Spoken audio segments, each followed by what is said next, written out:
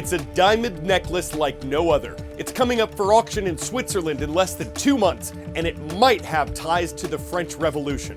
First, the necklace. It's made from about 500 diamonds, and it's been part of a private collection for decades. Experts know it's historic. They believe members of the aristocratic family that used to own it wore it to the coronations of Britain's King George VI and Queen Elizabeth II. But it dates back farther than those 20th century events. Sotheby's auction house thinks because the diamonds are so plentiful and so valuable, this would have been made only for a royal family, and likely within 10 years of the French Revolution. There was a scandal just before that revolution involving an ornate diamond necklace and Marie Antoinette. Historians say the French queen didn't actually do anything wrong here, but she was falsely accused of trying to get the necklace without paying for it. And that was at a time when France was having a financial crisis and many were unhappy with their monarchy. The so-called affair of the diamond necklace damaged her reputation, and Marie Antoinette would be executed during the revolution in the years that followed. Now, no one knows if this is the necklace or if it contains some of the same diamonds. But because of when it was made and its possible connection to some extraordinary historic events, it's expected to sell for between $2 and $3 million.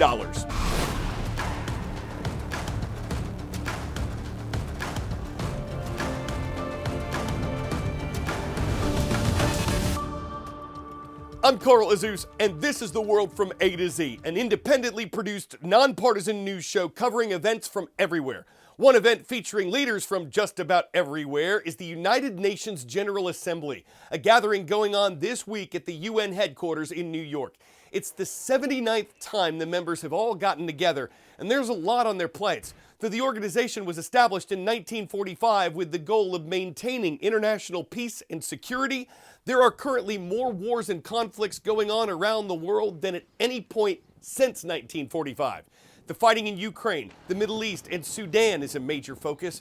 Along with the UN's Sustainable Development Goals, the organization says 83% of member countries are not on track to meet them. Poverty, inequality, climate change, and health issues are all on the UN's list for this year's General Assembly. U.S. President Joe Biden spoke at the general debate on Tuesday in what would be his last UN address as American leader.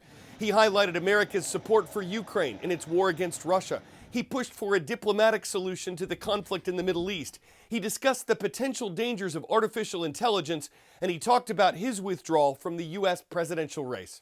I decided after 50 years of public service, it's time for a new generation of leadership to take my nation forward. My fellow leaders, let us never forget, some things are more important than staying in power. It's your people. The president will meet with leaders to discuss a wide range of topics, including working to find diplomatic solutions to a number of crises. We want to work to find peace. So we're putting all of our efforts behind peace and security, not just in Gaza and Israel and Lebanon, but we're also focusing on Sudan.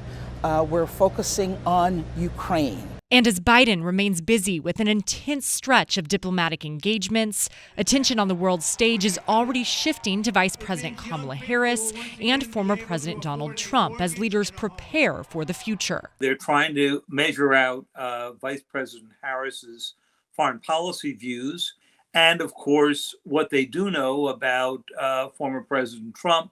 According to multiple U.S. officials, representatives for Harris and Trump are fielding requests from dozens of countries reaching out to get FaceTime with the candidates. Reporting in Washington, I'm Julia Benbrook. Is it constitutional?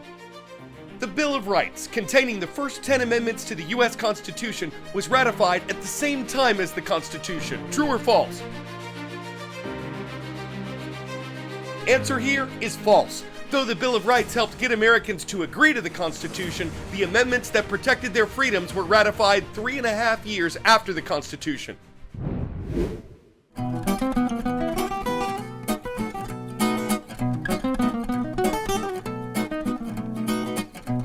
This was the date in 1789 when the first U.S. Congress proposed what would become the Bill of Rights.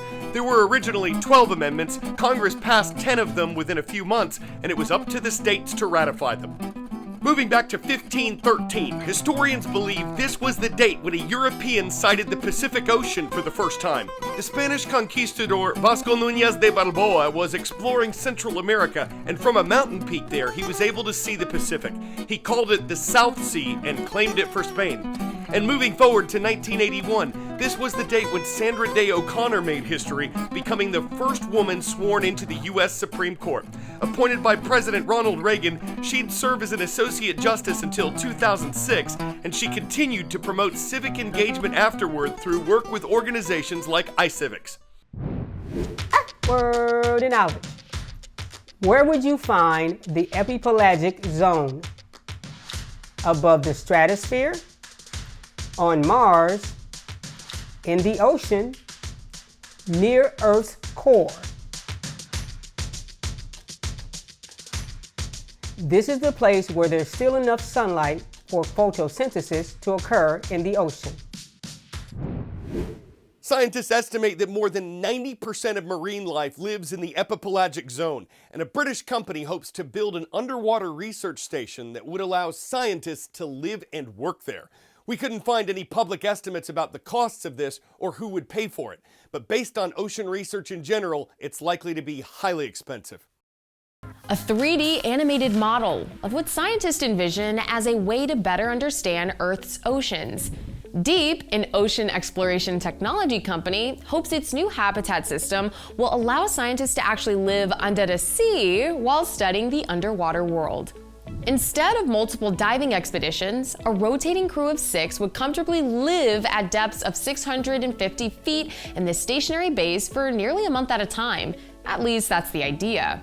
Think of it like the International Space Station, but for the ocean. So if anyone's flown on a Boeing 777, if you were to cut that in half, it's the same interior space. Deep's mission is to elevate the importance of aquatic research to the same level as space exploration because of all the potential discoveries down there. It's estimated around 40 to 50% of seabed has not even been seen by human eyes or by robots either. It's more likely we find a cure for a neurodegenerative disease or cancer in our oceans, not anywhere else in space. NASA's budget for space discovery is about $24.8 billion this year. NOAA's proposed budget is $6.8 billion. Why have we focused so much on space instead of our oceans, especially given the fact that water covers more than 70% of our world? Some experts consider it more difficult and dangerous to explore the ocean than to explore space. In much of the deep ocean, it's hard to see past 100 feet without some pricey equipment. And just a survey of the seafloor can cost millions. We're not going to leave the sea without shouting out the Buccaneers. Mr. Pittman's class is with us from Branson Junior High School. It's in the city of Branson, Missouri. We're also flying with the Redhawks of Louisville. Great to see Miss Ruddy's class watching from Seneca High School in Kentucky. And from Cincinnati, Ohio, a warm welcome to Mrs. Patterson and her students. We're excited to be part of your day at the Height Center for Excellence.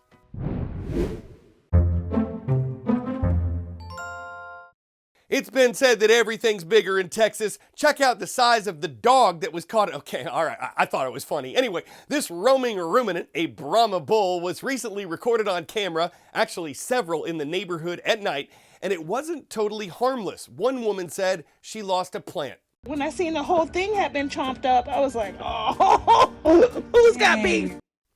Who's got beef? At least she knows the answer to where's the beef. It's a pretty rare sight when an animal takes a stake in a neighborhood watch, leading to a medium level of concern that only cooks off when there's a cattle call and a roundup is well done. They'll have their plates full, keeping burgers moving out of the community and off the strip, and might not mind if someone served up some tips. I'm Carl Azuz, and this is the world from A to Z. We'll fire up the grill again tomorrow.